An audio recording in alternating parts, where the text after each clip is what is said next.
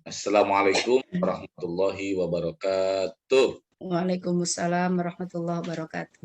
Wabarakatuh. Alhamdulillah. Alhamdulillahillazi arsala rasulahu bil huda wa dinil haq liyuzhirahu 'ala dini kullihi wa kafa billahi syahida. Allahumma sholli ala sayyidina Muhammad wa ala alihi wa sahbihi ajma'in, amma ba'du. Tentunya yang saya hormati Bu Hajah Siti Suhada, terima kasih, thank you very much on your hospitality. Alhamdulillah bisa ketemu, ngasih kesempatan, dan juga tadi guru-guru R&B yang hebat, ya. Takbir, Allahu Akbar. Allahu Akbar. Itu dong. Semangat, semangat. Siang masih semangat cari Semangat ilmu. pagi, Pak. Insya Allah nggak ngantuk, insya Allah ya. Insya Allah, Kalau insya Allah. fokus, lihat layar monitor, dengarkan alur yang saya bicarakan, nggak ngantuk insya Allah. Insya Allah. Nah, terus niat belajar yang kuat, bahwa ini akan merubah diri kita dan diri anak-anak kita. Setuju? Setuju, Ya. setuju. Nah, ini berbahagia. Growth mindset ini belum terlalu favorit di Indonesia, tapi guru-guru di Singapura sudah mewajibkan seluruh gurunya meraih GMP, Growth Mindset Practitioner. Ya, nggak apa-apa. Ya, di Cibitung rasa Singapura, insya Allah. Oke. Pak Rahmat, maaf sebentar. Ya. Misiin direkord nggak ini, Misiin? Iya, Ibu, kita record. Ya. Saya mohon maaf, jam 2 ada taklim yang harus saya isi, Pak. Nggak apa-apa, Bu. Saya pengen menyaksikan ini, tapi nanti minta itu ya rekamannya aja. Di-record, diulang-ulang. Iya. Nanti saya mungkin langsung itu ya, Pak ya, di jam 2 ya, Pak ya, mohon maaf. Nggak ada masalah. Saya Nggak sampai apa-apa. nunggu jam 2 mau jalan, saya simak. Menarik Betul. sekali. Kalau menarik ini, karena memang ini dasarnya pendidikan. Jangan sampai kita kejebak di teknis, yang paling mendasar tentang mindset kita nggak pelajari. Gitu. Saya pun pelajari ini berbulan-bulan, ya. Sampai saya disuruh-suruh orang Singapura terjemahin ini, nggak apa-apa. Yang penting saya dapat seluruh modulnya lengkap, gitu ya. Dan alhamdulillah, yang pertama saya sharing justru bukan sekolah-sekolah mahal, sekolah swasta. Yang saya sharing adalah sekolah Islam, madrasah. Gitu. Karena kita lihat bahwa madrasah ini punya bibit unggul yang bagus, tapi tidak dikasih kesempatan berkembang. Ya. Karena kalau ditanya apa? Anak-anak madrasah terpinggirkan, anak madrasah di kelas 2. Ya. Pak Rahmat juga, saya Bu Hajah, ya, saya ini produk madrasah loh. Ya. Ya, saya lulusan Madrasah Ibtidaiyah Al-Istiqomah, Jakarta Timur. Masya Allah, anak MI, keren. Cuman kan dikasih kesempatan gitu, mau belajar, ya. Dan anak MI itu emang berpikir, kenapa anak MI? Saya ngerasain jadi anak madrasah, ya, terbatas ilmunya, terbatas kesempatannya, terbatas uang jajannya, gitu ya. Tapi stigma terhadap madrasah ini, ya, sebenarnya salah. Sementara justru anak-anak yang dalam tekanan, permasalahan, obstacle, challenges, justru itulah anak-anak yang berkembang. Anak yang kuat ya, Pak. Makin kuat, betul. Nanti saya kasih penelitiannya apa? Ada dasar ilmiah. Jadi growth mindset ini dasar ilmiahnya 30-40 tahun penelitian. Bukan motivasi biasa. Jadi kalau di sini para ngasih motivasi salah. Saya ngasih dasar ilmiah growth mindset. Supaya apa? Nanti Bapak Ibu guru nanti nggak kecewa ketika gagal anak-anaknya meraih nilai jelek. Harus ngapain kalau anak-anaknya nilainya jelek? Aduh, kelas aku sih nggak paham-paham anaknya. They don't understand, gitu ya. Atau bahasa Inggrisnya kurang. Atau disuruhnya susah. Motivasi belajarnya lambat, gitu ya. Ya. Dan itu mungkin terjadi. Lalu apa yang harus kita lakukan? Nah, kalau misalnya kita ke Singapura kan cuman foto-foto, ya kan, nggak ngelihat gimana pelatihan gurunya, bagaimana implementasi kelas di sana. Nah, makanya Singapura, China, nanti saya kasih data bahwa mereka memiliki peringkat pendidikan yang bagus.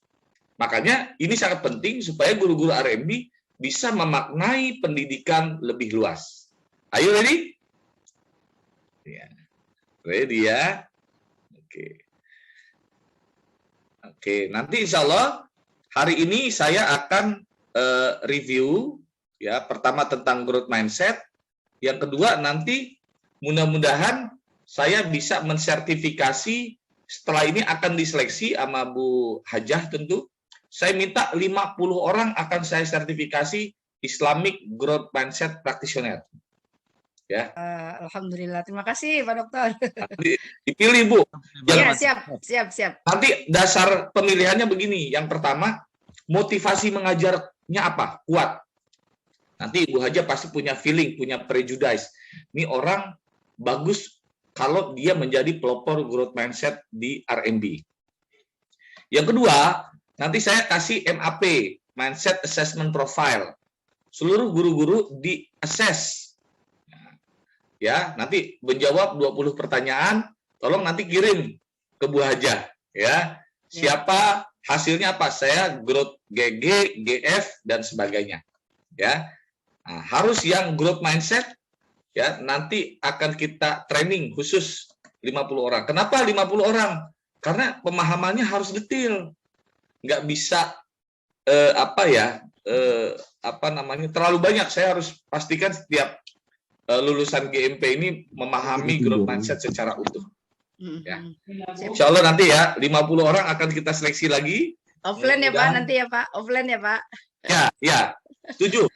Saya nanti akan datang ke RMB, kita offline. Insya Allah, syukran. Tapi dipilih ya. Ya, siap. Niat mau belajar, ya.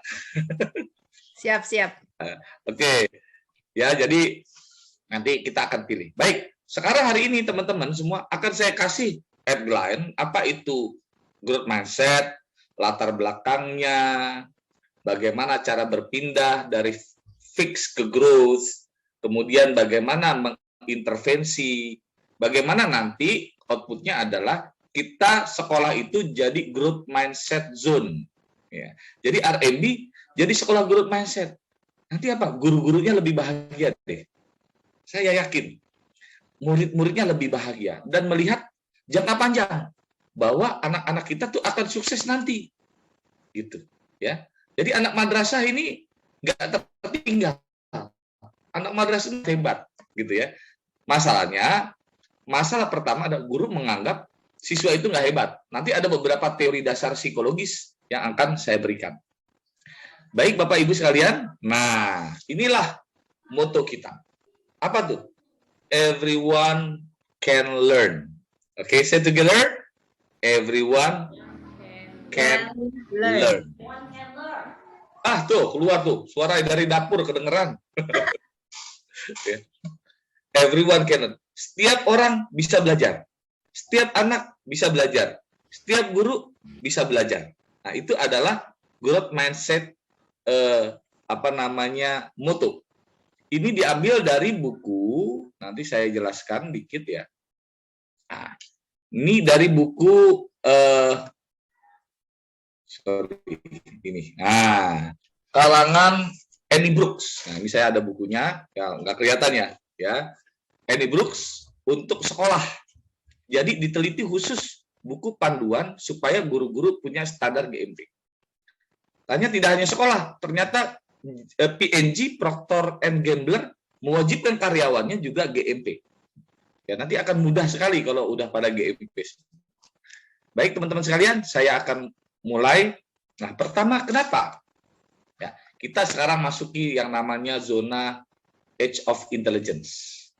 Nah, inilah zona berpikir, otak, mindset jadi kunci keberhasilan. Gojek produksi otak, Shopee produksi otak, Traveloka produksi otak, ya. Dan produksi otak maksudnya apa? Hasil ide kecerdasan orang. Bisa mempertemukan dunia maya dengan dunia nyata. Tahu-tahu kirim aja barang dengan aplikasi. Kita pencet-pencet, tahu-tahu Gojek datang aja sendiri. Ya, bukan sulap, bukan sihir. Ya, tahu datang sendiri. Ya, mau mesen apapun tiket datang sendiri. Inilah produk intelligence. Jadi sebenarnya R&B adalah pabrik otak. Jadi, apa pelayanan kita? Kita adalah melayani bagaimana anak yang dititipkan di R&B, dipastikan setiap mindset anak-anak di R&B bertumbuh. Setiap kepercayaan diri anak-anak R&B bertumbuh. Setiap guru yang masuk ke wilayah kerja R&B, dia bertumbuh. Ya, termasuk juga apa? Pertumbuhan komunitas di dalamnya. Budayanya bertumbuh. Kan nggak mudah ngomong bertumbuh saja. Ya, ternyata untuk nyiram tanaman saja harus ada strateginya. Betul nggak? Ya, nyiram tanaman. Misalnya Bu Hajah Tutu punya taman. Kalau Bu Hajah yang nyiram, segar semua. Giliran orang lain, pembantunya, hadimatnya, kok pada layu. Nah, berarti ada strategi cara menyiram. Ya, lamanya menyiram. Kekuatan airnya. Ya, sehingga dipastikan otak itu bertumbuh. Nah, ini dasar-dasar buku. Buku utamanya adalah dari Carol Dweck. Ya, yang judulnya adalah Mindset. Kemudian diperkuat dengan buku-buku tambahan yang terkait dengan sekolah. Namanya Growth Mindset Coach, dan ada yang namanya Growth Mindset Playbook. Ya, teknis-teknisnya, bagaimana membuat RPP, bagaimana cara mengajar, dan ini Bu Iin, ini paling penting. Nah, nanti kita pakai ini, frase-frase growth mindset, kata-kata growth mindset, classroom language growth mindset. Semua dalam bahasa Inggris. Dan ini sangat cocok kalau diterapkan di bilingual. Dan dari Singapura, saya yang ditunjuk jadi penerjemahnya langsung. Jadi buku ini sedang saya dan tim terjemahkan, gitu ya. Jadi di Indonesia belum ada yang punya buku ini, ya. Nanti R&B duluan yang dapat, insya Allah, ya. Amin, ya. Nanti guru-gurunya harus pakai ini. Kenapa? Dunia berubah. Sekarang ngatasin begini, Bapak Ibu. Orang tua stres, rebutan. Anak-anak putus asa. Tadi saya dengar juga dari Bapak Ibu guru, anak-anak senang banget ke sekolah. Ya, kangen dengan gurunya. Kangen dengan teman-temannya. Nah, ini adalah dasar utama growth mindset. Bagaimana kekangenan, kesenangan itu sifatnya permanen, gitu, dan menyeluruh. Nah, kita sedang menghadapi yang namanya apa? Stress problem, yang disebut dengan anxiety, kelelahan sosial. Nah, kita ingin ya setiap guru di R&B akan memberikan kontribusi buat siswa. Karena kenapa? Ini yang kita hadapi. Yang kita hadapi adalah gonjang-ganjing, nggak jelas, orang tua makin kompleks, dan ambiguity. Ambigu apa? Tidak ada jawaban satu hal yang pasti.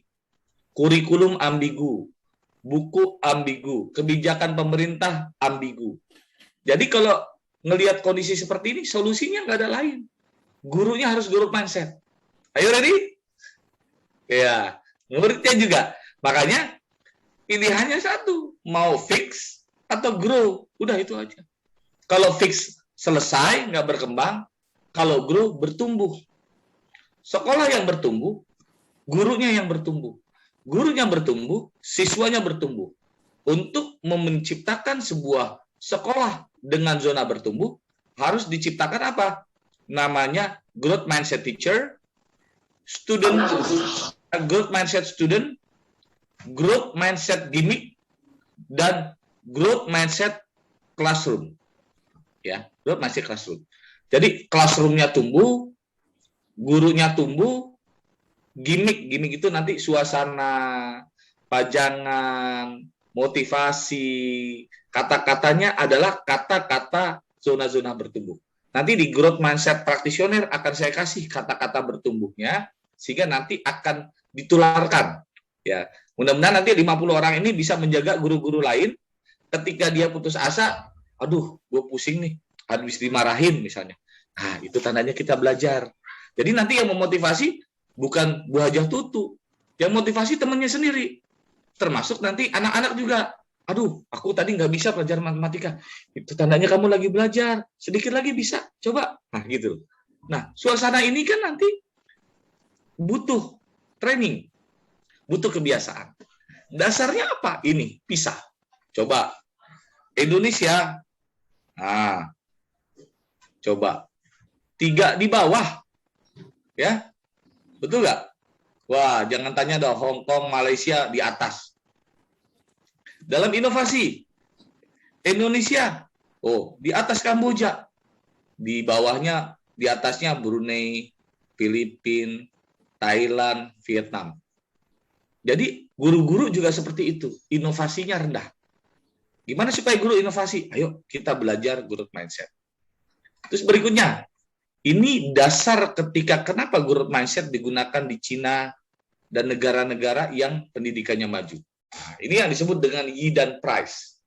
Apa itu? Bukan Nobel Prize, tapi Yi dan Price yang memberikan penghargaan untuk khusus bidang pendidikan. Ya, hadiahnya $4 juta. Pemenangnya siapa? Ternyata pemenangnya ya Carol Dweck yang menciptakan mindset. Ya, dia dapat $4 juta dan diminta untuk melanjutkan risetnya tentang mindset dan digunakan sekarang jadi dasar pendidikan negara Eropa. Finlandia, ya sekarang yang paling dekat adalah Singapura. Dan di Singapura saya tanya teman saya, ya, Pak, sekarang Sabtu Minggu pada sepi Pak, jalan-jalan Pak. Jarang-jarang. Pada apa? Ikut training growth mindset. Ya, dia terus ngejar. Gitu. Ya, jadi semangat belajarnya tinggi di sana. Nah, mudah-mudahan kita akan mulai. Kok nanti bisa kerasa gitu, ke hartos, karaos, ke hati, kerasa. Ya, kok bisa jadi kita prestasinya biasa-biasa saja, tapi kok gurunya berbeda. Dirasakan cara bicaranya berbeda, interaksinya berbeda, antar guru itu saling bertumbuh, ya, timbul rasa bahagia, anak-anak tidak tertekan. Kenapa? Karena paham growth mindset secara utuh. Ternyata menurut PISA ada asosiasi highlight positif antara growth mindset dan tingkat academic performance. Jadi penelitiannya adalah ada asosiasi positif ketika growth mindset diterapkan di sekolah, maka nilai academic performance naik. Kalau kita biasanya, gimana supaya academic performance naik? Bimbel, betul nggak? Rumus cepat, ya, king solution. Ternyata cara-cara itu adalah cara-cara fix, Pak, Ibu. Ya, ini saya kasih cara cepatnya aja, cara cepatnya, sehingga tidak menghasilkan proses berpikir. Nanti saya kasih penelitiannya dari Joe Boller. Bagaimana anak-anak ketika growth mindset-nya ditingkatkan, justru performanya naik. Ketika anak dipuji, juara 1, kamu hebat, performanya turun. Ilmiah. Dengan begini justru guru-guru merasa apa? Merasa tenang. Dia akan fokus ke mindset dibanding cara-cara cepat, cara-cara instan untuk mendapatkan nilai tinggi. Karena nilai tinggi itu nggak selamanya. Sementara bagaimana nanti automatically anak-anak akan grafiknya naik. Nah, kita belajar sama-sama. Jadi teman-teman sekalian, apa kata kuncinya? Nah, kata kuncinya ini. Growth mindset drive. Saya ulang ya. Growth mindset drive motivation. Dia akan meningkatkan, mendrive motivasi dan prestasi. Itu kata kuncinya. Bisa belajar dan achievement. Pak, anak-anak juga udah semangat Kak belajar. Berapa persen yang semangat? Jangan-jangan yang nggak semangat juga banyak. Jangan-jangan juga mereka udah kelamaan di rumah, ya, enakan online, malas lagi ke sekolah. Apalagi nih, kalau SD mungkin saya percaya banyak yang semangat. SMP, lihat. Ya. Udah mulai malas. Kenapa? Ada gamification. Mereka udah ada lagi sesuatu yang menarik dibanding sekolah. Ya. Misalnya game, ya, YouTube, ya. Makanya, bagaimana kita bisa masuk ke ranah? Ini kata kuncinya. Nomor 1, Nah, ini penelitiannya. Bahwa I get smarter because learning is my goal. Mereka tujuan ke sekolah bukan nilai, tapi learning. Satu ya. Terus satu. Kedua, effort make me smart. Usaha membuat saya smart and stronger. Usaha. Jadi kata tekan dari growth mindset adalah usaha, effort. Nanti ada bukunya Grit dari Angela Duckworth bahwa sehebat apapun skill, talent sehebat apapun anak, kalau effortnya rendah, dia tidak akan menghasilkan achievement. Jadi skill multiply by effort equal achievement. Talent multiply effort equal achievement. So, prestasi adalah S kali T, S kali T kali E kuadrat square. So, effort is very important, menjadi kata kunci dari growth mindset. Jadi nanti perhatikan anak-anak yang usahanya bagus. Halo, bukan nilainya bagus, usahanya. Bu, saya dapat nilai 4, Bu. Ya, bagus sekali. Kemarin nilainya 3, sekarang 4. Hebat. Coba, masalahnya kan guru begini ada gak? Kan begitu. Bisa jadi anak yang tadi nilainya 3, dia dokter loh. Saya ceritain, Bu aja. Bu, saya kelas 1 hampir nggak naik, Bu. Nggak bisa baca. Insyaallah. Tanya emak saya. Lalu mak kelas 1. Karena saya waktu itu masuk SD 5 tahun, Bu. Saya termasuk orang yang nggak masuk TK. Ternyata apa? Effortnya. Ya, artinya apa? Berkembang. Kamu bisa, kamu. Dan di kelas 2, kata emak saya lihat rapotnya, dikasih tahu emak saya. Kelas 2, itu saya langsung dapat ranking 1. Jadi bukan nggak bisa, makanya nanti Max Stranger ini yang disebut dengan effort praise, bahwa apapun yang terjadi pada murid kita adalah sementara. Sehingga apa? Menghindari yang namanya tyranny of now. Nah, itu dalam buku Tyranny of Now. Jangan sampai menyangka anak yang bodoh selamanya bodoh. Anak yang nilainya 3 selamanya 3. Makanya perhatikan prosesnya. Ini kata kunci dari growth mindset. Oke, jadi jangan nilai, apalagi nilai corona nih, Bapak Ibu guru, halo, jujur ya, nilai corona asli atau tidak, otentik atau tidak, jangan-jangan anak-anak hafalan screen-nya dibagi 2, ya, atau dia copy paste tanya Google, apakah itu jadi rujukan? Bahaya sekali, ya, sungguh. Yang namanya pandemik itu akan membuat anak fix mindset, apalagi gurunya udah kasih ranking 1, ranking 2 gitu, padahal nggak tahu prosesnya. Makanya coba perhatikan effort praise. Nah, makanya nih nanti kalau ini diterapkan, gaya R&D akan beda banget dengan sekolah lain, percaya sama saya. Pak, berarti Bapak nggak mentingin performa dong nilai. Siapa bilang? Nah, ingat, growth mindset drive motivation achievement. Motivasi justru dengan begitu nilainya bisa bertumbuh, tapi anak sendiri itu yang usahain. Anak itu sendiri yang bisa. Yang hebat siapa? Gurunya. Kenapa? Siapa yang bilang pelatih tinju akan lebih hebat dibanding petinjunya? Itu Mike Tyson, pelatihnya kakek-kakek, ya. Ditonjok Mike Tyson langsung jatuh KO gitu kan. Guru adalah bisa melihat potensi yang dimiliki oleh setiap anak didiknya. Nah, ini udah menarik nih. Saya ngomong ini aja udah panjang ini. So, it means spend more time, work harder. Ya. Jadi, untuk menciptakan ini butuh strategi. Nah, ini saya kasih modul 1, 2 ini. Ya. Baik. Jadi, growth mindset adalah ya beyond academic.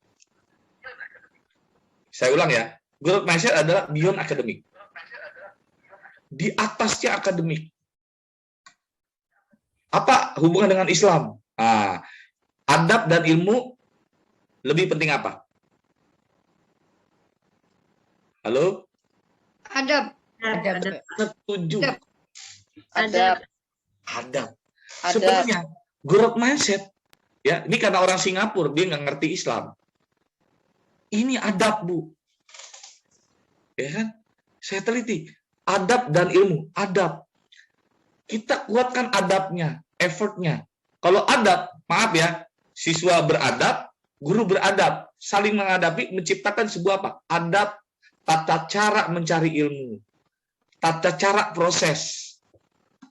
Nah, jadi ini beyond akademik. Ini dalam Islam, makanya saya bilang Islamic teacher. Saya bikin sendiri Islamic growth mindset.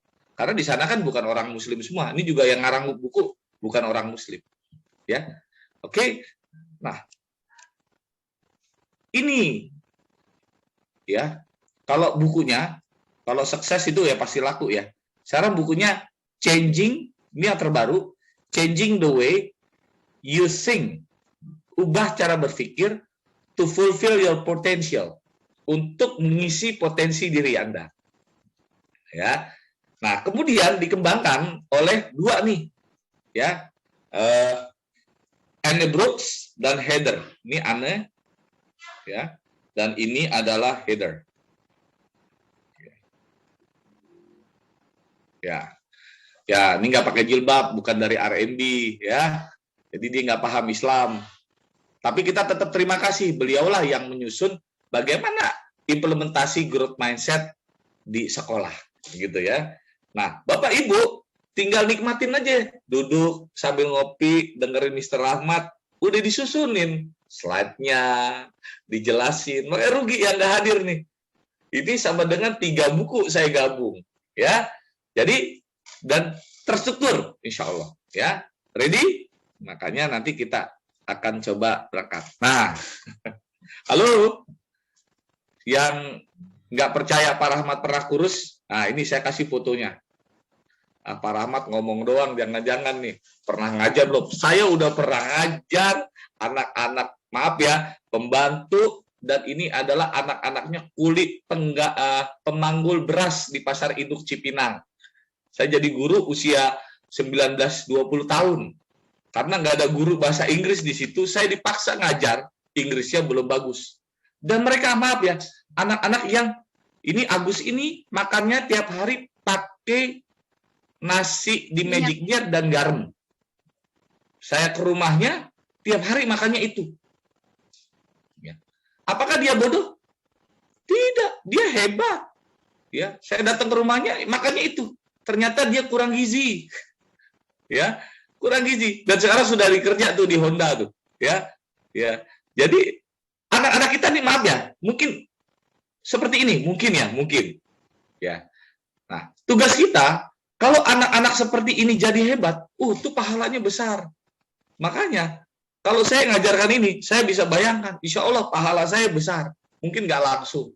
Tapi, insya Allah nanti anak-anak di Cibitung, R&D, menjadi anak-anak hebat lewat perantaraan kita. Saya dapat pahala, Bu Hajah Tutu dapat pahala yang multiply, eksponensial, Masya Allah. Ya, ini bisa jadi anak-anak hebat. Bisa doktor semua, bisa profesor semua, bisa jadi menteri, insya Allah. Amin ya Rob, kabul. Kabul, insya Allah, Bu Haji. Yakin saya. Karena maaf ya, anak-anak yang ditekan terhadap kesusahan, jajannya dikit, gitu ya. Karena saya ngerasain, gitu ya. Ya, jajannya dikit, sering jatuh, gitu ya. Kreatif sendiri, cerita itulah anak-anak kreatif. Makanya saya yakin anak madrasah itu anak hebat. Lain sama anak-anak yang memang bayarannya udah 5 juta, 2 juta sebulan. Ya, dianterin pulang, ya. Jatuh, kenapa, nak? Ya. Makan tinggal teriak. Ini dia. Anak-anak fix. Jadi belum bisa jadi sekolah mahal menghasilkan anak-anak fix. Sekolah madrasah menghasilkan anak-anak growth. Allahu Akbar. Nah, semangat nih. Ya. Gurunya harus growth nih. Makanya dari mana mulainya? Guru. Makanya Carl Dweck bilang, ya, sukses bahagia. Nah, jadi gunakan ini cara kita membahagiakan siswa kita. Kalau kita bahagia, siswa kita bahagia. Insya Allah. Ya. Baik teman-teman sekalian, ini dasar ayatnya. Nah, Bapak Ibu Guru sudah tahu, ini dasar teologis surat Ar-Ra'd ayat 11. Allah tidak akan mengubah nasib suatu kaum kalau kaum itu tidak mau merubah dirinya sendiri. Jadi, kalau sekarang ada masalah di RMB, ada masalah di kelas Anda, ada masalah di pelajaran Anda, do not ever blame outside. Jangan pernah blame outside. Yang pertama adalah introspeksi. Minimal istighfar. Makanya setiap sholat kita istighfar kan. Karena kita pasti berbuat salah. Jadi pasti dari diri. Kelas saya nggak berjalan dengan bagus. Karena muridnya bodoh. Fix mindset tuh. Kelas saya nggak bisa diatur. Karena muridnya nakal. Oh, fix mindset tuh. Nah, gimana nanti guru-guru RMB? Nah, nanti kita ucapkan panca belief ya, Bu Haja ya, sama-sama ya. Panca belief. Wah, ini Keren. Betul ya. Panca belief dulu deh kita panca belief dulu. Saya ke atas dulu. Nah. Oke, ayo ready? Ready. Mulai hari ini kalau sekolah ya, kalau Bu Haja duduk misalnya sebagai kepala sekolah, jangan nyalahkan guru, tapi salahkan dulu kepala sekolah.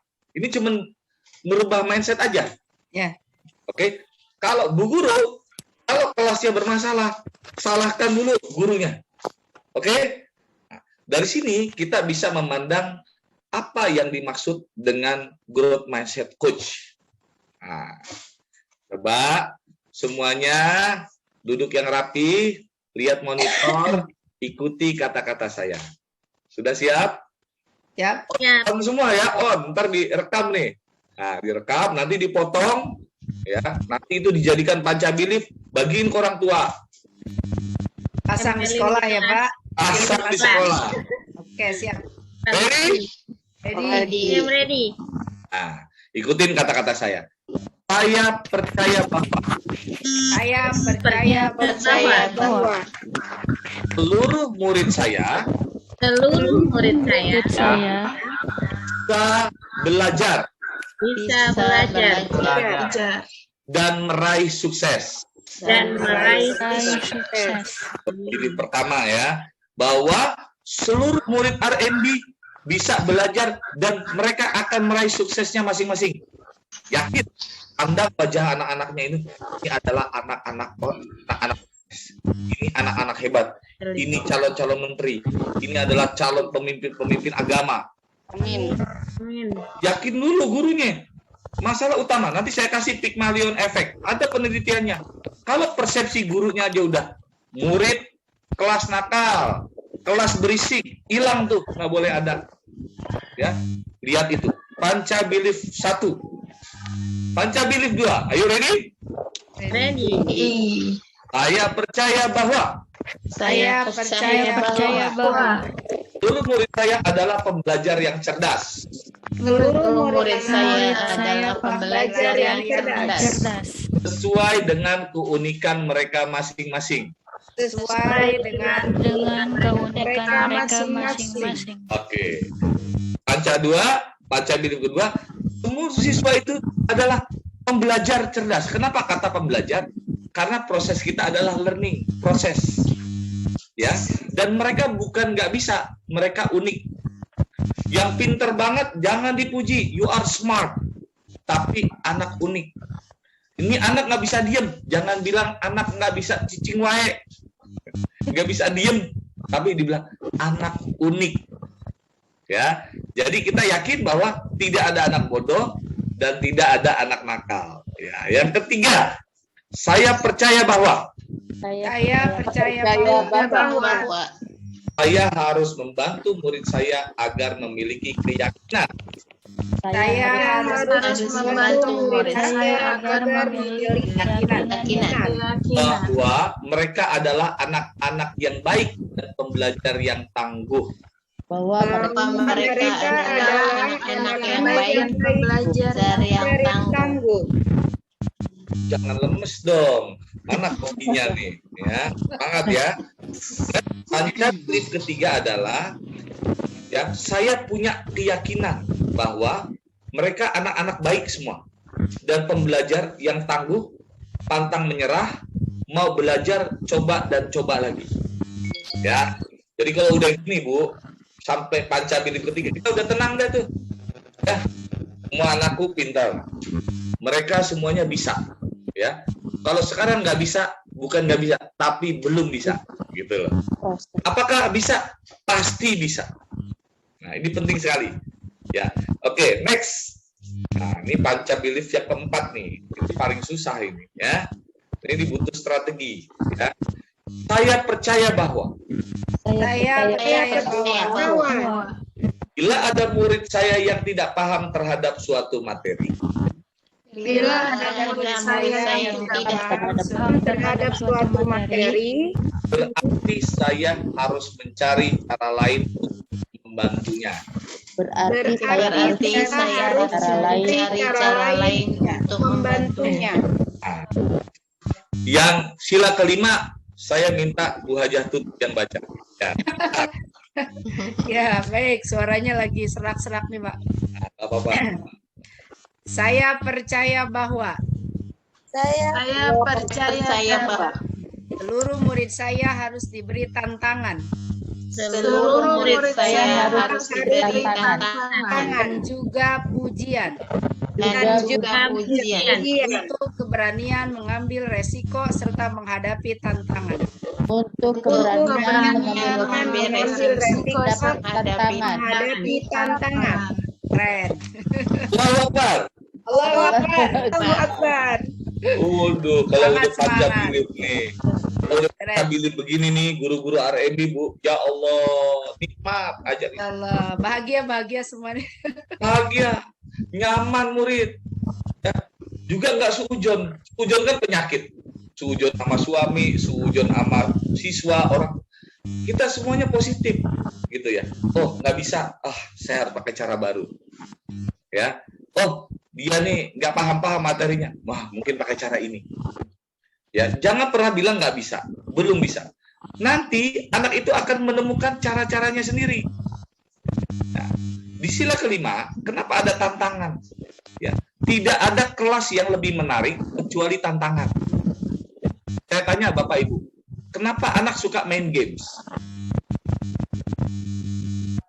Karena di games itu ada tantangan. Ada level-levelnya. Dan setiap level biasanya naik kesulitannya 4-10%. Ya kan? Apa? Kalau dia hanya level 1 saja, nggak menantang. Apa? Next tantangan, next challenge. Kita kendalikan pikiran dia, ya, kita berikan dia tantangan, bisa juga nanti tantangannya akan bervariatif. Insya Allah, nanti, ya, ini akan menimbulkan yang namanya nurturing environment.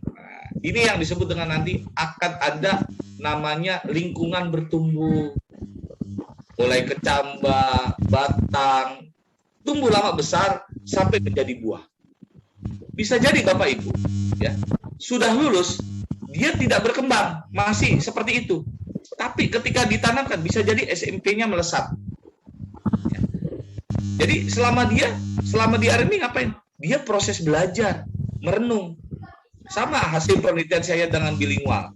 Bilingual kan ada silent period. Ada anak periode diam. Dan itu terjadi ke anak saya yang keempat. Dia diam selama 2 tahun, nggak respon. Begitu kelas 2 SD, langsung bahasa Inggrisnya meningkat pesat. Kayak bule ngomongnya.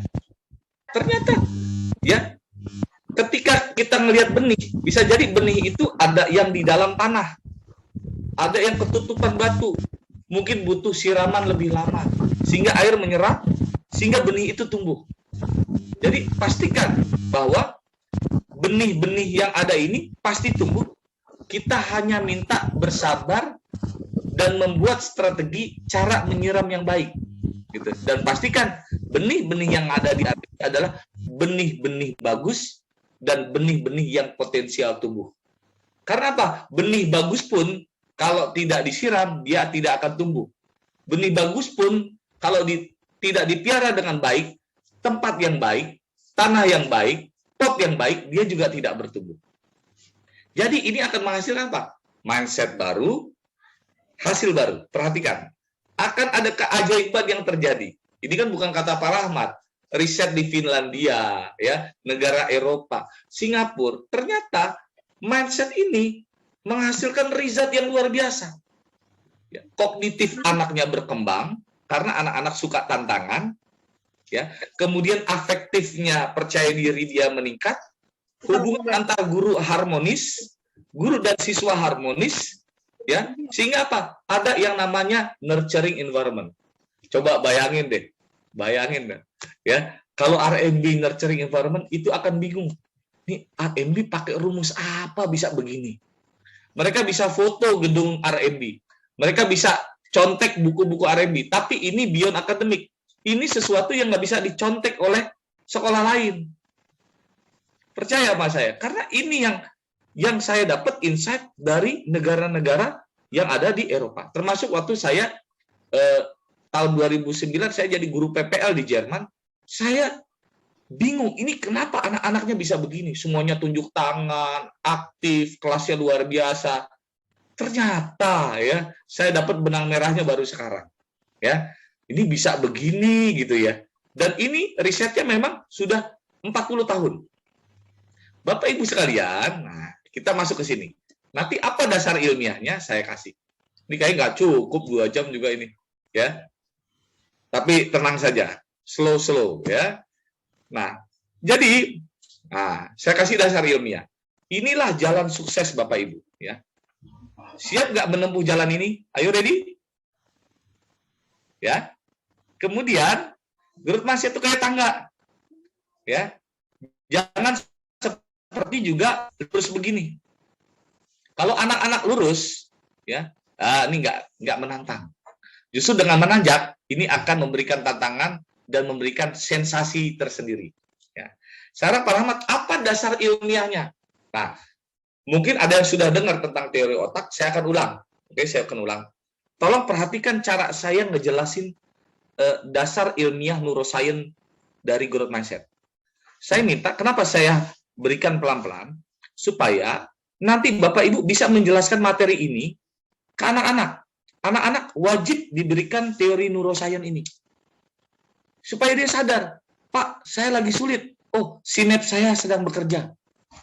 Pak, kayak saya bodoh banget ya, Pak. No, tidak bodoh. Sinaps Anda sudah bekerja. Oh, Anda sedih sekali. Amigdala Anda. Nah, ini penting. Nah, jadi anak-anak termasuk TK harus memahami ini. Ya. Nah, terutama gurunya. Nah, oke, baik teman-teman. Sekarang saya akan jelaskan apa dasar neuroscience dari growth mindset. Pertama, otak. Nah, ini otak kita ya Bapak Ibu. Oh, kayak gini nih bentuknya. Ya. Cakep ya Bu ya otaknya ya. Ini otak kita nih. Jadi hari ini kita lagi ngeluarin otak kita. Kita lagi pelajari apa isi dari otak kita. Oke? Terutama nih untuk MTS, ajarkan ini. Ya. Kalau perlu nanti kalau di buku playbook, ibu bapak bisa bawa Play-Doh. Play-Doh, tahu Play-Doh nggak? Lilin. Ya, nanti dibuat nih. Ini namanya frontal cortex. Apa tuh frontal cortex? Ini adalah bagian otak yang untuk mengambil keputusan. Ya. Bapak Ibu tiap hari kan bikin keputusan kan? Katanya, menurut pakar otak, sehari otak kita bisa memutuskan 60.000 kali keputusan.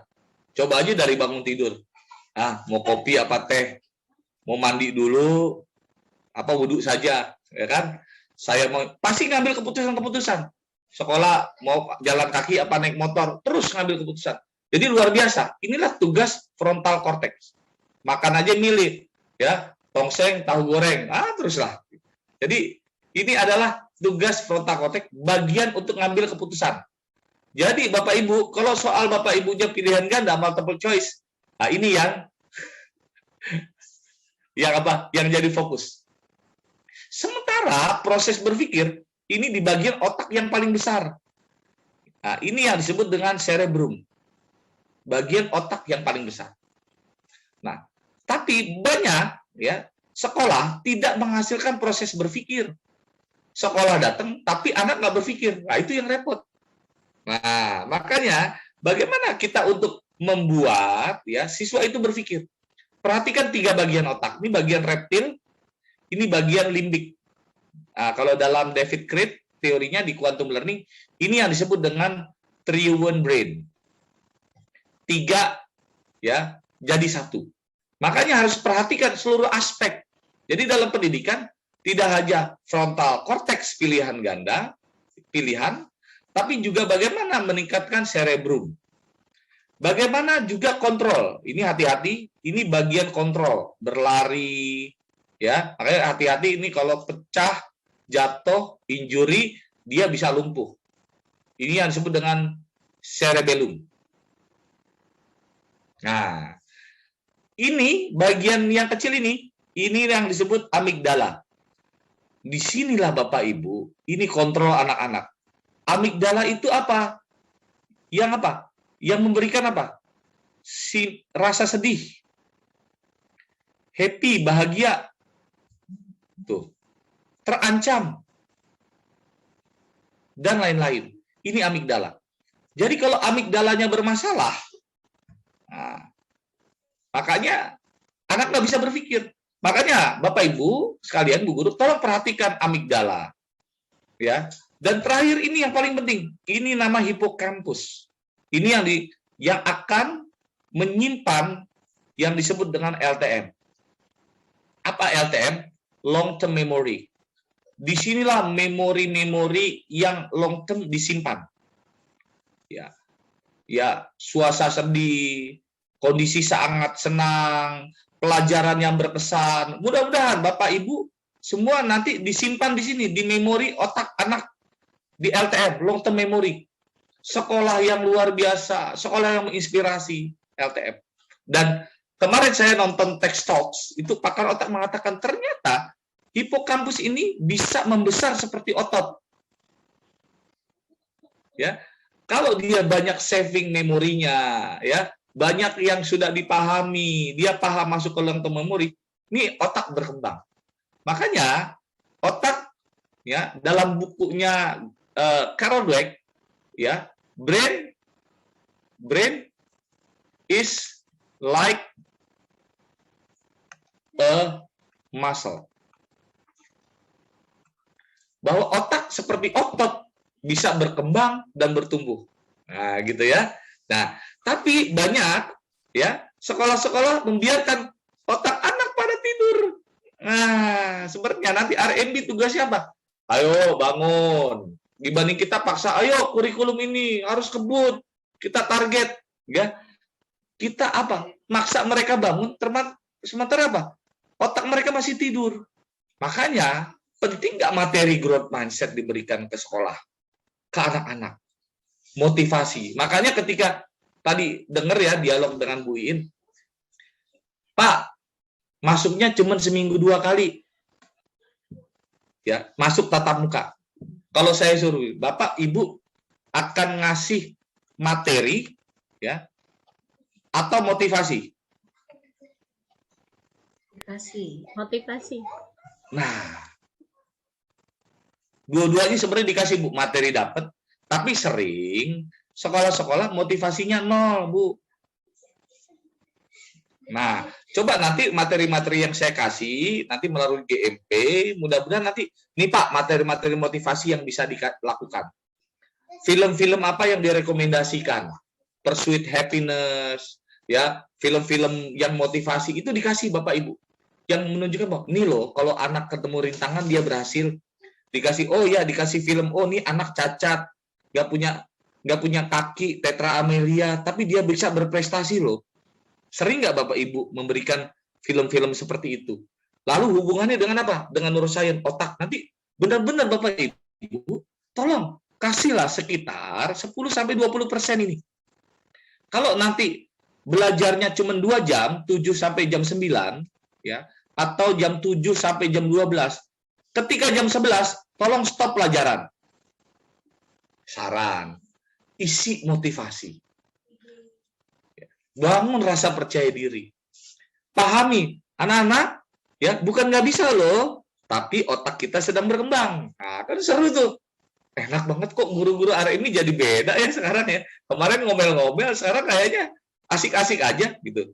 Tapi tidak membuat kecanduan. Nanti saya kasih tahu gimana membuat pujian yang benar. Nah, gitu. Nggak boleh sembarang muji. Muji ada tekniknya, ya, ada risetnya di buku ini. Bapak Ibu sekalian, nah inilah yang disebut dengan neuroplasticity. Apa neuroplasticity? Kemampuan otak untuk berubah. Our brain ability for changing. Jadi harus dipastikan bahwa, ingat ya, otak kita bisa berkembang. Otak anak-anak kita bisa tumbuh. Yakin nggak? Nah, ini yang namanya neuroplasticity.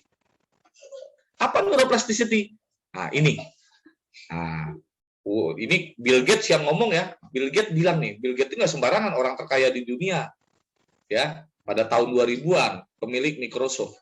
Dia review bukunya Carol Dweck. Dia bilang apa? Ya. When you struggle to learn something, your brain actually grow. Ketika anak sedang mempelajari sesuatu, your brain is actually grow. Otak bertumbuh.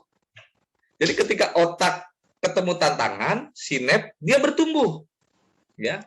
Otak, nah ini sinap. Nah ini namanya presynaptic. Nah keluar nih. Ya. Kemudian ini celah, namanya cleft synaptic. Ketika anak-anak menghadapi tantangan, terjadilah reaksi kimia di sini. Reaksi kimia. Dia ketika coba sekali, 2 kali gitu ya, pertama kesulitan. Nah, tugas guru, coba lagi. Kamu bisa, muncullah sinap-sinap yang akhirnya menghasilkan Pak listrik. Makanya menurut penelitian, kalau anak itu selalu dikasih tantangan, dia akan ada sinar, ya, ada reaksi kimia di otak. Presynaptik lompat, di sini ada reseptor. Coba bayangin, kalau ini kita punya 1 triliun, ya, 100 miliar sampai 1 triliun sinap, dan itu aktif karena gurunya menstimulit, lihat akan sehebat apa anak-anak kita. Masalahnya adalah anak-anak tidak distimulasi. Udah di rumah nggak distimulasi, masuk sekolah nggak terstimulasi. Nah, Bapak Ibu sekalian, coba bayangin. Inilah sinap-sinap tuh Pak Ibu, ya. Ketika terjadi, bayangkan kalau ini otak anak-anak kita, ya. Ketemu Bu Rahma misalnya. Dapat sambungan sinap, sambungan sinap. Karena kecerdasan itu, ya, bukan dari besarnya volume otak, tapi seberapa banyak sambungan sinap yang ada di otak kita. Tugas guru, Dendrit. ya, neuron dendrit, betul sekali. Neuron dendrit itu yang nerima, Bu. Nah, ya, dia menerima di sini. Kalau saya perbesar seperti ini. Nah, ya, ini sinap, ini presynaptic, ini namanya neurotransmitter, ini namanya reseptor, ini nama postsynaptic neuron. Nah, neuron yang sudah terstimulasi, nah ini dendrit nih Bu. Ini dendrit yang nerima. Nah, kalau dia nerima, terjadi reaksi, maka ini kesambung, ini yang namanya akson, kabel. Nah, inilah yang akan menyalurkan informasi, tambahan skill, sehingga apa? Ketika ini berulang-ulang, maka terbentuklah yang namanya mielin. Ini yang pink ini namanya mielin. Terselubung. Ibaratnya kabel, dia dikasih dikasih selubung. Coba ya, kabel-kabel listrik kan dikasih plastik ya, terselubung, sehingga apa? Aliran akan jauh lebih cepat. Ya, kemampuan anak akan jauh lebih cepat. Gitu loh. Sehingga muncullah yang seperti ini. Nah, gitu ya. Nukleus, soma, nah mielin. Jadi kalau kita berhasil menyambungkan mielin ke otak anak-anak kita, ya, dengan pengulangan, repetisi, motivasi, maka terbentuklah, ya, sambungan-sambungan sinap. Nah, sebenarnya ini untuk PAUD RK. Ya, saya kasih tahu ya. Ya, di PAUD ini ada guru RA. Nah, Perkembangan sinap terbesar itu di anak-anak PAUD. Pertama sinapnya sedikit, lama-lama sambungan sinapnya makin banyak. Di masa PAUD lah anak-anak berkembang, dan di masa MI lah dia terus tumbuh. Sehingga makin lama sinap-sinapnya makin rimbun. Nah, itu bisa dibayangkan. Jadi ya, guru RA adalah petaninya otak. Takbir buat guru RA. Allah Akbar. Allah Akbar. Betul. Ingat ya, guru RA petaninya otak. Jadi, ya, guru RA ini harus bangga. Ya, tolong ya stimulir terus bahwa yakinkan, pandang wajah anak-anak RA kita. Wah, otaknya lagi bereaksi tuh. Wah, dia lagi komat kamit tuh, ya. Dia lagi ngacak-ngacak buku tuh. Ah, dia sinapnya lagi bereaksi tuh. Oh, lagi nyambung tuh sinapnya tuh. Gitu. Ya. Ini luar biasa. Nanti di SD akan terjadi banyak sinap. Seperti ini. Ini saya dapat gambar nih, menarik. Ya, ketika kita berjalan di hutan di jalur yang sama, ya, maka nanti kan biasanya ada berkas-berkas jejak, dan orang lebih cenderung kan ngikutin jejak yang sudah ada, betul nggak? Ya, ini saya mau ke kolam, ya, ilmu baru, ini ke kolam ikan, air terjun di sini, ya, dia bikin jalur baru, air terjun. Nah, begitu Bapak Ibu sekalian. Ah, ini mau ke RMB, ya, bikin jalur baru. Nah, untuk mulai jalur baru, ini kan harus diulang-ulang. Nah, seperti inilah. Kita seperti ada di dalam hutan, ya. Di dalam hutan. Dan harus diulang-ulang. Kalau mau ke air terjun, ingat jalurnya sebelah kanan. Kalau ke RMB, sebelah kiri. Kalau ke kolam, ke depan. Dan harus yakin. Power of repetition. Nanti saya kasih bukunya, ada yang namanya Outliers. Nah, nanti untuk khusus ini, untuk GMP, nanti saya kasih teorinya Outliers yang mengatakan bahwa ada yang namanya 10,000 rules. Ya. Rumus 10.000. Dan ini adalah rumus yang digunakan oleh atlet-atlet Cina. Ya. Jadi kalau dia pengen jadi atlet bulu tangkis, wah, bisa 10.000 jam. Ditargetkan berapa? Ya, 10.000 jam itu bisa dicapai dengan waktu 5,5 tahun. Dengan total latihan 10 jam per hari. Nah, ini saya pakai Bu aja untuk teori bilingual saya.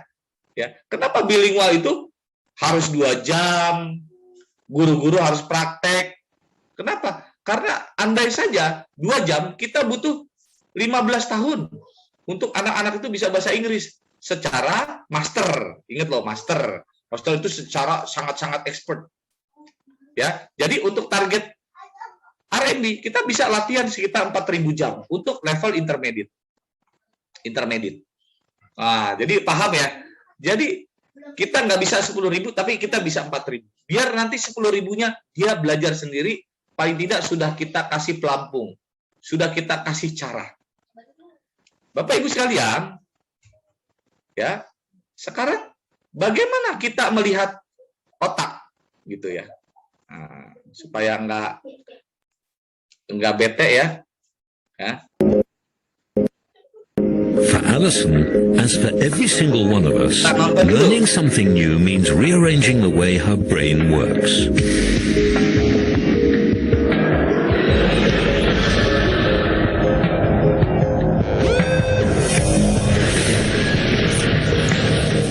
Has an astonishing 100 billion neurons, or brain cells, all connected together.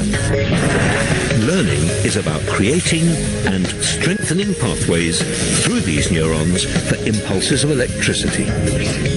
But between each and every connection in our brains, there's a tiny gap called a synapse. For any of us to learn something new, the electrical signal has to jump across this gap to continue its journey.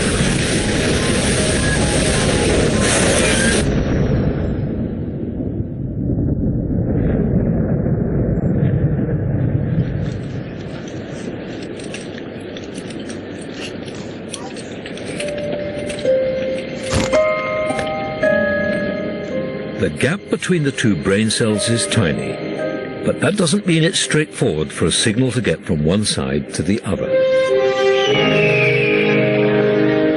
For us, it's like crossing a deep ravine.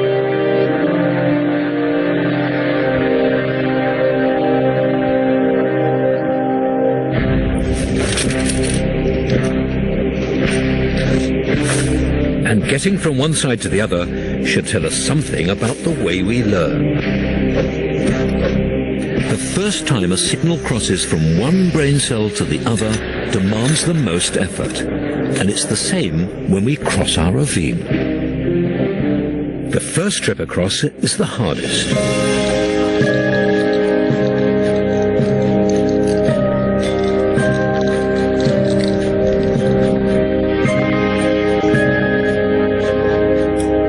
Having crossed the ravine once, the journeys across get easier and easier. And a similar thing happens when we learn something.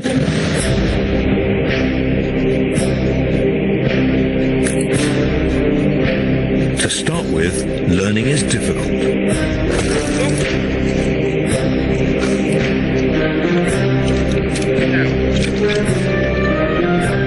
As the signal crosses the gap between the brain cells again and again, we establish a more solid pathway.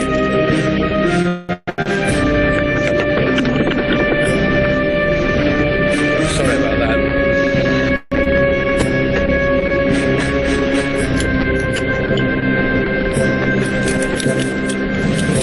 By the time we've made the crossing over and over again, it becomes effortless. We can do it whenever we like.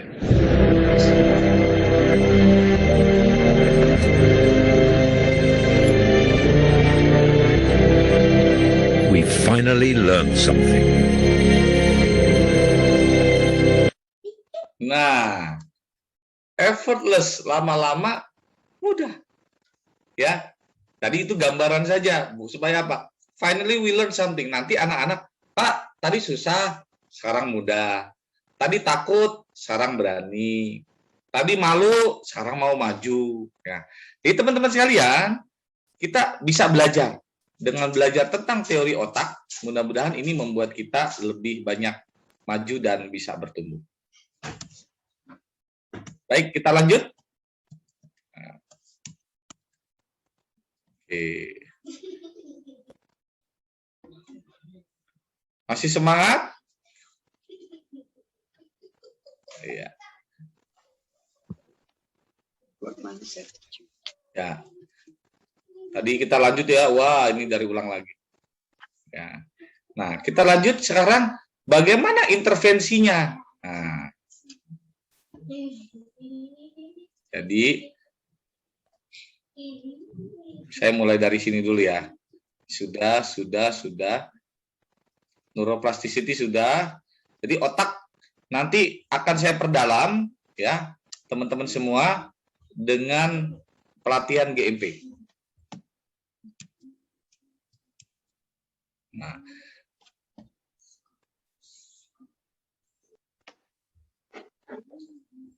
Nah, ini adalah neuroplasticity. Jadi saya udah anggap selesai. Jadi intinya apa, Bapak Ibu sekalian? Nanti target kita nanti di RMB adalah bagaimana menumbuhkan growth? Pertama, kita ciptakan nurturing environment. Setuju? Lingkungan bertumbuh di RMB. Second apa? Challenging work. Nah, sekarang saya masuk ke sini. Challenging work. Bagaimana membuat lingkungan belajar, lingkungan kerja yang bertumbuh. Nah, coba nih. Bapak Ibu, halo. Semangat? Nah, coba. Ini dapat gambar bagus nih saya nih. Oke. Ini apa Bu namanya? Keseimbangan. Hah? Equality. Equality. Ya, equality, kesamaan. Ini Kesamaan. equal ya Bu. Jadi Sama. kalau kurikulum ini kita ngasih semua murid pelajaran yang sama. Equality-nya. Mau yang nggak bisa, yang nggak ngerti, sama. Itu equality. Walhasil, ya, dia yang tidak butuh assist, Ya, tujuannya kan mau melihat pertandingan. Ya, coba perhatikan anak ini. What do you think? Kasihan nggak? Nah, Kasihan. kasihan. Banyak nggak terjadi, maaf ya, di kelas kita seperti ini. Anak ini nggak bisa lihat. Yang nggak butuh malah terus disanjung, diangkat. Ini pinter, saya suka, diperhatiin, dikasih fasilitas. Sementara yang nggak bisa, sama semuanya. Produk lain begitu. Nah, oke. Yang bagus adalah ini dikasih secukupnya, ya, dikasih sesuai, dan ini diperhatikan lebih. Supaya apa? Semua kelas bisa bertumbuh. Semua anak bisa maju. Nah, tapi reality, coba perhatikan realitinya, ya. Oh, seperti ini, ya, ya. Nah, udah paham lah nih. Di gambar cukup ngomong, bicara, gitu ya. Tapi perhatikan anak ini.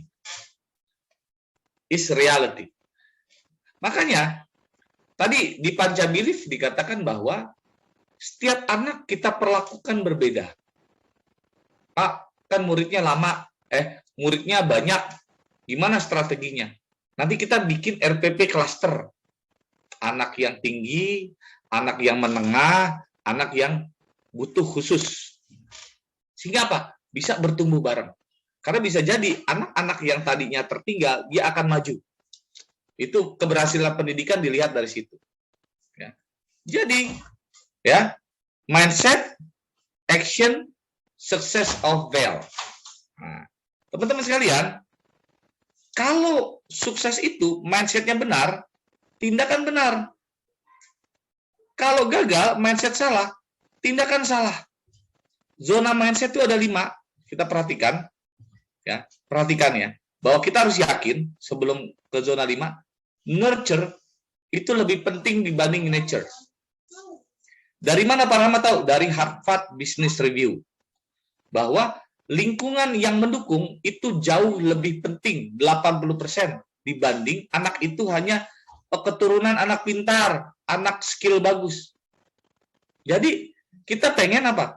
Ini adalah nature-nya anak, ketika sampai R&D, dia dapat hak yang 80% itu. Gitu. Tapi jangan bilang susah dulu ya. Insya Allah mudah. Kalau ini disepakati, ya, jadi growth mindset, bertumbuh.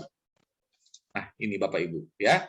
Jadi kalau growth mindset sama fixed mind beda, ya. Dia hanya lurus kalau fixed mindset. Tapi growth mindset terus anak itu menerima tantangan baru, challenge baru, bahkan dia akan nunggu besok apa lagi ya dari Bu Guru ya. Besok tantangan apa yang diberikan ya? Besok PR-nya kayak apa ya? Makanya di bukunya Carol Dweck bilang, tidak ada yang paling membahagiakan bagiku ketika seorang anak menggosok-gosokkan tangannya dan mengatakan, I love this class. Ya, I'm waiting for the challenge. What is next? I'm waiting. Wow, kalau sudah begitu, ini kelas-kelas growth mindset. Bapak Ibu sekalian, jadi why we teach growth mindset? Karena apa? Kita berada dalam usaha untuk mengubah kehidupan anak didik kita. Kita mengubah kehidupannya dengan cara apa? Mengembangkan growth mindset-nya. Ubah dia, tidak dengan cara lain, tapi dengan kita ubah growth mindset-nya. Karena apa? Growth mindset, new result. Mindset akan memberikan action. Action akan menghasilkan result. Kalau Bapak Ibu ingin berubah hidup, mindset-nya dulu. Pasti action-nya berubah. Guru juga gitu. Ubah dulu mindset-nya. Nanti cara ngajarnya berubah. Mindset berubah, cara mengajar berubah, cara pandangnya berubah, hasilnya berubah. Kalau kita fokus kepada hasil, maka kita lebih cenderung pragmatis. Cara-cara cepat. Cara-cara nyontek. Cara-cara fastest. Ya akhirnya apa? Nggak berkembang. Ya, jadi kita ubah dengan cara ini. Dan apa 5 area daripada growth mindset ini? Bapak Ibu harus akrab dengan ini. Apa? Challenge. Ya. Jadi anak-anak harus, oke, anak-anak Ibu akan kasih tantangan baru ya. Are you ready? Siap, Mister. Next level. Oke, gitu ya. Ya. Ready. Kalau tantangan tuh sebelum dikasih tugas. Dia senang dikasih tantangan. Kamu rapihkan kelas. Ready. Oh, challenge tuh. Kamu hitung ini nomor 1 sampai 10. Are you ready? Kalau kamu nomor 1 sampai 2. Karena dia lama berpikirnya. Nah, obstacle itu ketika dia dikasih tugas, dia baru nemuin masalah. Itu obstacle namanya. Udah dikasih tugas, ternyata susah ya. Kasih tugas, ternyata nggak mudah ya. Nah, itu obstacle namanya. Yang ketiga adalah effort, usaha. Yang keempat adalah criticism. Bagaimana nanti anak guru menyikapi kritik. Nah, yang paling penting apa? Ini nih. Ya, success of others. Mereka akan merasakan nanti zona bertumbuh.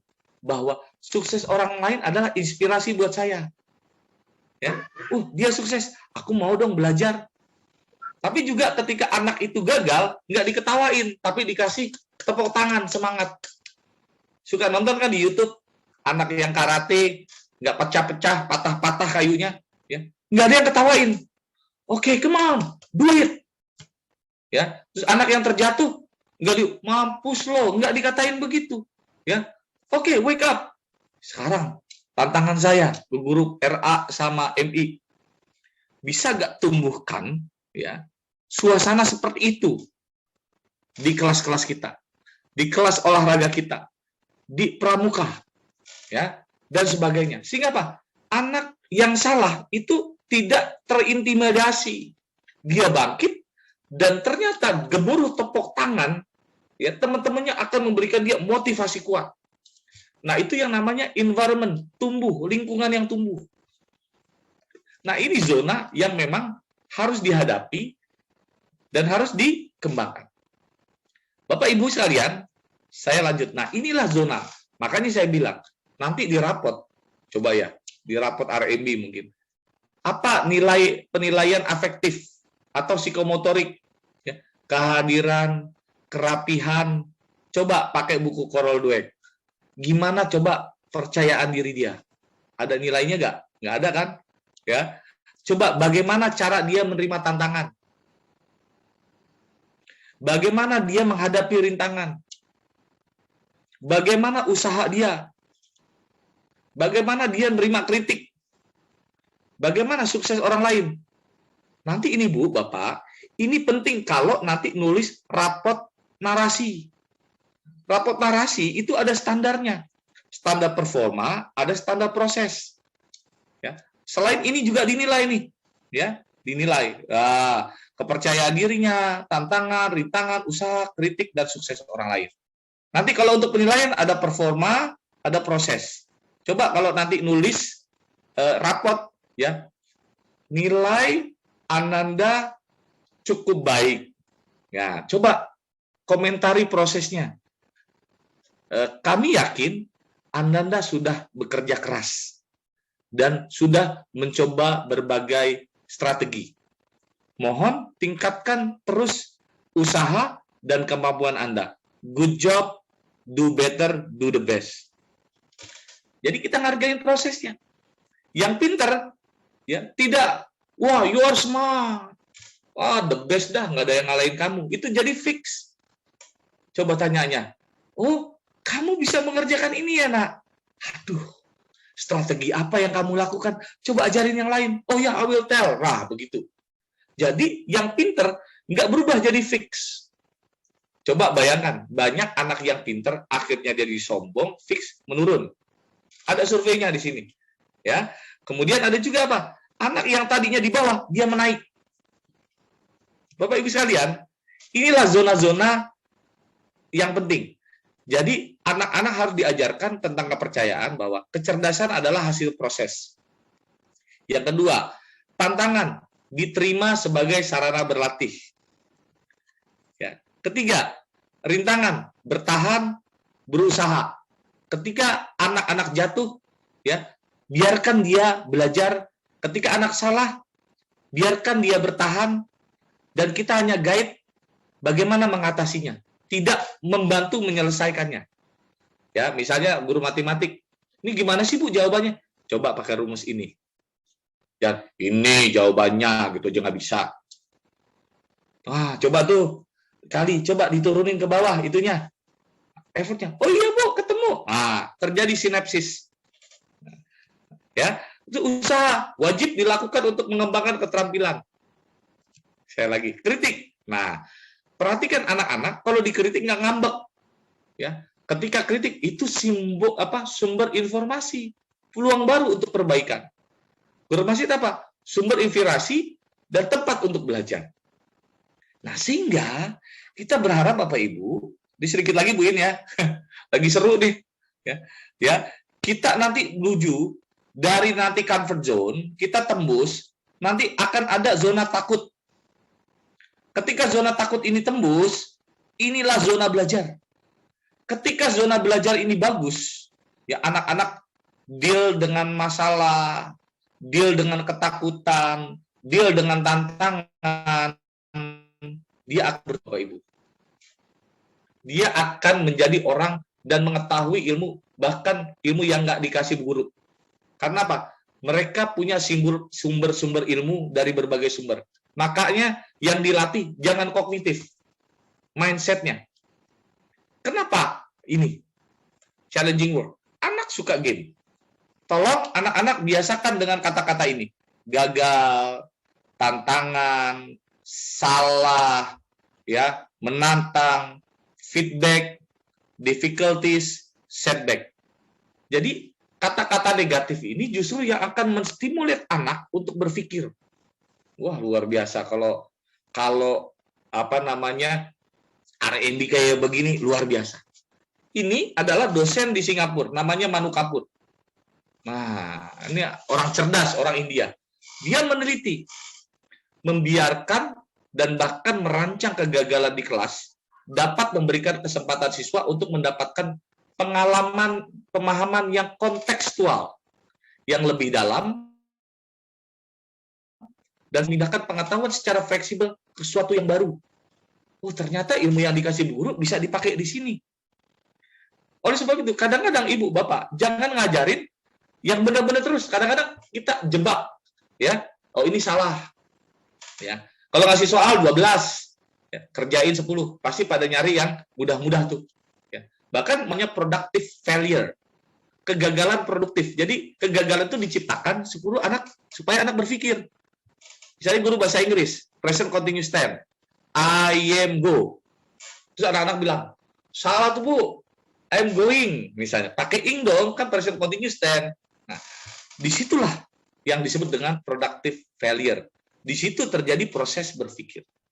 Nah, dan harapannya adalah kontekstual, ketika ilmu itu diberikan, dia bisa tahu, oh ilmu ini bisa digunakan loh buat yang lain. Wah, ilmu ini bisa saya cari loh dengan cara-cara yang lain, dan seterusnya. Baik Bapak Ibu sekalian, saya akan lari agak ke sini. Nah, ini sudah masuk ke akhir deh Bu. Kalau melihat slide saya masih banyak banget. Karena waktu terbatas. Tapi paling tidak hari ini, teman-teman tahu bahwa kalau growth mindset itu beyond akademik yang akan meningkatkan efek ke performa. Ya, jadi R&D akan meningkat juga UN-nya. Ya. Ujiannya bahasanya gitu, nilainya kalau ini dilakukan, ya, oke. Dan harus ingat, growth mindset harus sabar, Bapak Ibu, Ustazah, Ustadz, lama, sulit, sepanjang hayat, gitu. Walaupun dengan usaha terbaik, tapi kalau ini dikembangkan, rasakan, kita akan punya zona sekolah yang sangat menarik. Anak-anak selalu seperti ini. Nggak bisa, I won't do it, how do it, okay, I'll try to do it, I can do it, I will do it, yes, I did it. Anak-anak yang tiba-tiba mau, itu udah kemajuan. Ya, kalau udah nanya, how, itu udah kemajuan. Oke deh, I'll try. Nah, ini namanya gimmick nih. Kalau bisa, ini dipakai nih, ditempel di kelas. Growth mindset gimmick. Ya, coba perhatikan. Saya baru tahu sekolah di Jerman kok gambar-gambar macam-macam, Pak. Gambar-gambarnya motivasi, gambar singa, ya, gambar power, gambar ini gitu loh. Jadi yang memotivasi anak untuk, oke, terakhir. Nah, ini yang diteliti oleh Carol Dweck. Jangan memuji intelijensinya, jangan memuji kemampuan, tapi yang dipuji adalah proses dan effort. Kenapa? Nah, nih Carol Dweck ini orangnya sudah 73 tahun. Ya, udah nenek-nenek, tapi bestseller. Penulis produktif, profesor dari Stanford. Ya. Basic intelligence tells children that they do not have to work hard to perform well. Kalau kita memuji intelligence, kamu pintar, kamu hebat, itu menunjukkan bahwa kamu nggak perlu kerja keras lagi untuk melakukan itu. Udah pinter, ya, nggak usah kerja keras, udah. Ya, jadi untuk itu kamu udah pinter. Nanti ada penelitiannya. Setelah dipuji itu dia akan nungkik, turun. Tapi praising effort test children that performance is the result. Kasih tahu ke siswa bahwa praising effort itu adalah hasil dari kerja keras. Jadi bilang, wow, good, ini hasil kerja keras Anda. Nggak sia-sia kamu belajar semalam. Wow, kamu usahanya bagus, saya hargai. Oh, pasti kamu sudah kerja keras tadi malam. Nanti kata-katanya ya, pasti kamu sudah kerja keras tadi malam. Kamu pasti udah usaha keras. Nah, itu membuat anak untuk melakukan better. Tapi kamu pinter. Pinter kan gue? Ada usaha gak setelah itu? Dan cenderungnya ada grafik penelitian mengatakan ini. Nah, ini penelitian dari Joe Boller. Oke, ini hijau. Ini yang namanya disebut dengan effort praise. Effort praise. Ya, ketika dia pertama nilainya lebih kecil dibanding orange, ya, ketika dia dapat intervensi impact praise, dia meningkat. Ya, ketika dia dapat kegagalan failure di bawah nih, failure, dia belajar. Oh, kenapa gagal? Nah, itu yang tadi disebut dengan productive failure. Dia belajar, naik. Karena dia akrab dengan kegagalan. Naik. Akhirnya nilainya dapat A. Dapat 90. Mindsetnya juga bertumbuh. Tapi ternyata anak yang dipuji, ya, kamu pintar, hebat, nggak ada yang ngalahin kamu, Superman dah kamu dah, jago dah, paling pintar anak mama, ya. Aduh, muridku paling hebat seluruh dunia sejagat raya. Waduh, dikatain gitu, tak, dia akhirnya apa? Ya, berarti nggak usah belajar, kan gue udah pintar. Ah, turun. Ketika ketemu kegagalan, failure, dia nyerah, dia nggak suka, ya, dia nggak kuat terima rintangan pelajaran, makin lama makin sulit. Akhirnya dia terjerembab di trial 3, nilainya turun. Justru anak yang di-praise, dipuji dengan effort praise, dia meningkat. Inilah keajaiban dari growth mindset. Dan ini riset dari siapa? Joe Boller. Joe Boller ini profesor matematik, muridnya Carol Dweck, ya, tentang mathematical mindset. Because as we know that math is the most difficult lesson, and I'm sure almost all of us, ya, we don't like math. Kalau ditanya, apakah anak-anak math? Pasti 80% mengatakan, I don't like math. Math adalah pelajaran yang kering. Setuju? Setuju. Ya, guru matematika tuh, ya, paling, makanya bagaimana nanti mengajarkan matematika dengan bertumbuh. Ingat, nomor 1 penelitian Joe Boller. Saat melakukan kesalahan, aktivitas otak akan terpicu. Ya, hal ini terjadi pada saat mereka menjawab dengan benar. Ya, tidak terjadi kalau benar. Tapi kalau salah, dia mikir. Ya, jadi tolong ngajarin matematika jangan banyak soal, tapi kualitas soal yang memastikan proses berpikir itu terjadi. Mereka terampil dalam mengelola kesalahan. Ya, Salah. Oke, try again. Come on. Nah, gitu. Itu kalau ada di kelas-kelas R&B keren banget ini. Ini rasa Singapura banget ini. Ya, tapi yang Islami. Ya. Yang kedua, untuk siswa GM. Ya. Ini pelatihannya. Ini makin menarik. Ya. Untuk siswa GM, ya, kesalahan akan mempengaruhi pertumbuhan otak secara signifikan. Ya. Jadi dia akan akrab dengan kesalahan. Jadi kesalahan itu, ya, dia akan akrab. Makanya salah satu orang yang terkaya di dunia sekarang Elon Musk. Elon Musk apa? Dia adalah orang yang sangat bergaul dengan kesalahan. Ketika dia launching mobil Tesla, dia cek, dia timpuk tuh kaca di depan audiens untuk membuktikan bahwa kacanya itu anti, pecah. Ternyata pecah. Orang Betawi kan bilang thanksin. Dia tersenyum, oke, no problem, biasa saja. Ini membuktikan bahwa Elon Musk termasuk orang-orang yang growth mindset. Dan dia jadi pelopor growth mindset sekarang. Ya. Jadi, bagaimana kesalahan itu tidak dibully, justru anak-anak dibuat kesalahan-kesalahan, yang kesalahan itu menjadi proses berpikir, sehingga anak-anak berkembang performanya. Nah, yang ketiga, pelajaran matematik seharusnya fokus kepada proses pembelajaran. Prosesnya yang jadi titik tekan. Bukan demonstrasi cara-cara cepat, penguasaan konsep cepat. Tapi dia bisa find by their self. They can make their own formula. Bisa, Bu, saya bisa nggak pakai cara Ibu? Aku bisa pakai cara ini. Wow, that's great. Good strategy. Can you tell to your friends? Nah, dia demonstrasi. Diajarkan ke temannya. Wah, bangga dia seperti itu. Maka ada dua peran dalam jalan matematika. Pertama, pelajaran performa dengan soal yang memiliki jawaban tunggal, dan juga pelajaran proses. Jadi ada yang jawaban tunggal, ada yang jawaban proses dengan soal yang open-ended, dengan peluang jawaban yang tidak tunggal. Jadi buat juga soal-soal yang punya jawaban bervariasi. Atau diminta anaknya membuat soal. Nah, how and why dengan pendekatan HOT, high order thinking skill. Bapak Ibu sekalian, luar biasa banyak sekali yang sebenarnya saya ingin sampaikan, tapi paling tidak hari ini kita belajar pertama bagaimana bisa menggeser fix. Kedua, bagaimana kita mempelajari bahwa otak kita bisa berkembang, tumbuh, ya, dan tidak terbatas.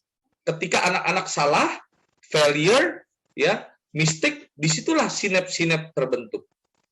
Yang ketiga, bagaimana menyikapi kesalahan, ya? Bagaimana 5 area yang harus kita hadapi dan akrab terjadi di wilayah R&B sekolah kita.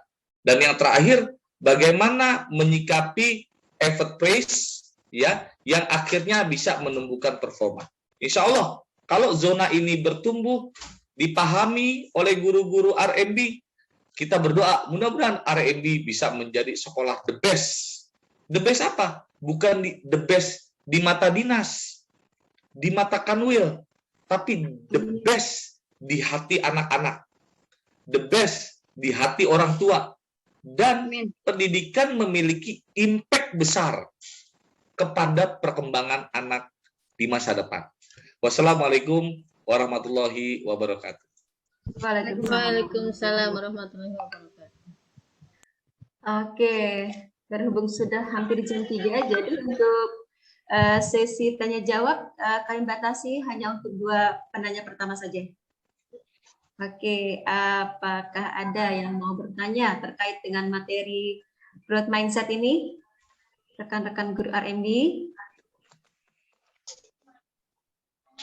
Oke, di sini ada Bapak Abdul Rosyid yang memakai reaction angkat tangan. Ya, silakan Bapak.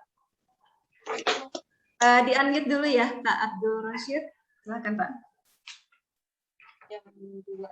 Sekarang jam 3. Assalamualaikum warahmatullahi wabarakatuh. Waalaikumsalam warahmatullahi wabarakatuh. Terima kasih Pak Dr. Ahmad Hidayat yang sudah demikian luar biasa menyampaikan materinya. Izin bertanya Pak Dokter terkait dengan growth mindset, ya, di mana kita akhirnya terpanggil untuk kemudian bagaimana lebih bersemangat tumbuh gitu bersama anak. Tapi memang pertanyaannya, apakah growth mindset ini berbanding lurus dengan usaha kita, effort kita gitu? Karena semangat gitu, tapi hasilnya ternyata nggak sesuai dengan apa yang kita harapkan, yang kemudian si anak down, nggak pede gitu untuk membangkitkan rasa percaya diri itu gitu. Demikian sulit yang akhirnya malah jadi fixed mindset. Kira-kira apakah ada strategi khusus gitu dalam menangani situasi kondisi anak yang seperti itu, Pak Dokter? Terima kasih. Ya, terima kasih Bapak Abdul Rashid. Oke, satu lagi penanya, silahkan. Oke, tampaknya tidak ada ya. Oke, Bapak Rahmat bisa dijawab langsung Pak pertanyaan dari Bapak Abdul Rashid. Pertanyaannya adalah apakah growth mindset berbanding lurus antara effort dengan hasil, Pak? Silakan Pak. Oke. Baik, wah luar biasa. Ini pertanyaannya bagus sekali terkait dengan wah kita semangat aja dong di mana di kelas. Nah, bukan semangat, oh kita harus growth mindset. Justru ya tingkat pemahaman itulah kuncinya. Ya. Jadi bukan motivator, pemahaman yang utuh. Ternyata growth mindset, saya pikir itu simple. Itu ada 12 modul, ya. Ada 12 modul. 12 modul. Ini yang saya dapat dari Singapura. Ya. Jadi luar biasa. Jadi kuncinya Pak Rosid ya, pertama apa? Knowledge. Knowledge pengetahuan, ini yang nanti akan saya pilih 50 orang. Knowledge-nya harus benar-benar paham, lulus. Kenapa saya nggak mau banyak-banyak? Banyak-banyak takut pada nggak ngerti. Ya, bengong, ini ngerti. Tapi saya pastikan nanti 50 orang ini jadi mercusuar di RNB. Nanti saya kasih sertifikasi namanya GMP. Ya, Grade Grow Mindset Practitioner. Ini standar guru-guru Singapura ini. Ya, nggak main-main ini. Ya, jadi lulus ini. Supaya apa? Knowledge-nya utuh. Lain deh, kalau orang ngajar paham, sama setengah paham, ngambang ngomongnya. Ya. Ketika kita ceramah, paham isinya, sudah mengamalkan, beda gak cara ngomongnya? Ya. Mungkin slide saya kasih slide saya ke Anda. Mungkin Anda nggak akan bisa bicara seperti saya, karena berbicara itu tergantung tingkat pemahaman. Betul nggak? Kedalaman knowledge. Di situ ada intonasi, daya tekan. Begitu juga ketika kita sudah memahami growth mindset, mempraktekkan growth mindset adalah kombinasi knowledge dan experience, pengalaman. Daya jam terbang. Makanya tadi sepanjang hayat. Experience Pak Rosid. Jadi, saya dapat knowledge, langsung praktekkan. Nanti makin sering Anda jadi melakukan praktek-praktek, ya, menerapkan growth mindset school, growth mindset classroom, ya. Inilah yang disebut dengan understanding. Nah, gitu Pak. Jadi ini masih panjang. Masih panjang perjalanannya. Nah, sekedar ini saya stop screen dulu ya. Nah, stop screen. Apa saja sih materi growth mindset Pak Rahmat? Ini. Nah, biar nggak bingung ya.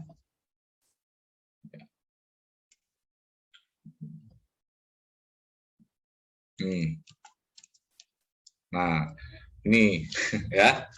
Nah, ini penting banget nih. Ini anak-anak yang suka dipuji dengan intelijen ternyata lebih memilih soal yang mudah. Tapi kalau nanti anak biasa dipuji effort, dia akan nyari soal yang susah. Ini ada teorinya nih. Nah, ini sekelas saja, cuma karena waktunya nggak cukup ya. Ini ada intervensinya. Wah, sayang sekali ini waktu cukup ya. Ini belum saya kasih nih Pygmalion Effect. Ya. Pygmalion Effect ini teorinya Robert Rosenthal yang mengatakan bahwa ini penting nih. Ini penting banget mindset. Langkah pertama Anda harus menganggap reinforcement loop. Kalau Anda menganggap murid Anda pintar, ya, teacher pada fokus kepada anak itu, maka anak-anak berpikir saya pintar, sehingga dia belajar lebih. Akhirnya, anak bisa mendapat nilai bagus. Ini ada teorinya, nanti saya kasih di modul 6. Ya, ini ilmiah. Ada dasar teori dan eksperimennya. Nah, ini yang namanya gimmick word, ya, namanya gimmick word. Nah, ini sekedar tahu, saya mau ngasih ini dulu ke Pak Rosid. Nah, ini modulnya, Pak Rosid. Ya, ini modul 1, tadi modul 3 sudah saya kasih tuh, ya, saya kasih modul 2, tapi ini masih kulit-kulitnya saja, ya. Nanti kita belajar komunitasnya, bagaimana menciptakan valued learning community, bagaimana menciptakan we love challenges, bagaimana membuat feedback, bagaimana tadi great patient perseverance, bagaimana terbiasa dengan salah, ya, bagaimana membedakan antara not knowing sama knowing yet. Nah, ini juga penting sekali. I got this sampai 7 habit dan opportunity grow. Jadi ada 12 modul.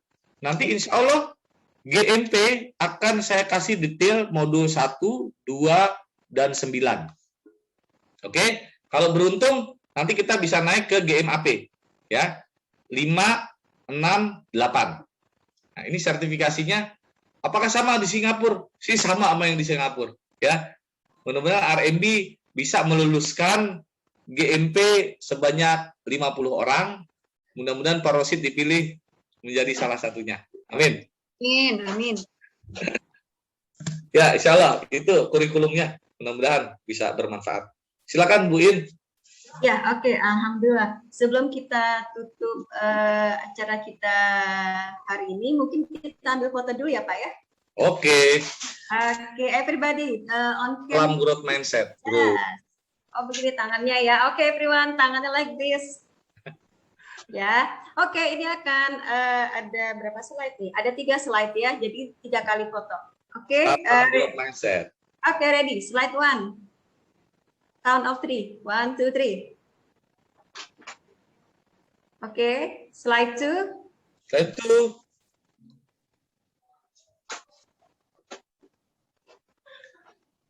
Oke, slide 3. Slide 3. Oke. Oke, alhamdulillah. Semangat RMB. Cepat. Ya. Alhamdulillah kita sudah sampai di penghujung acara. Terima kasih atas kehadiran teman-teman semuanya. Semoga ini membawa bekal untuk nanti bisa diterapkan di pembelajaran tatap muka mendatang. Alhamdulillah, saya mewakili tim NIC Bekasi yang bertugas menyampaikan mohon maaf apabila ada kesalahan. Billahi taufiq wal hidayah. Wassalamualaikum warahmatullahi wabarakatuh. Waalaikumsalam warahmatullahi wabarakatuh. Thank you, Mr. Rahmat. Thank you.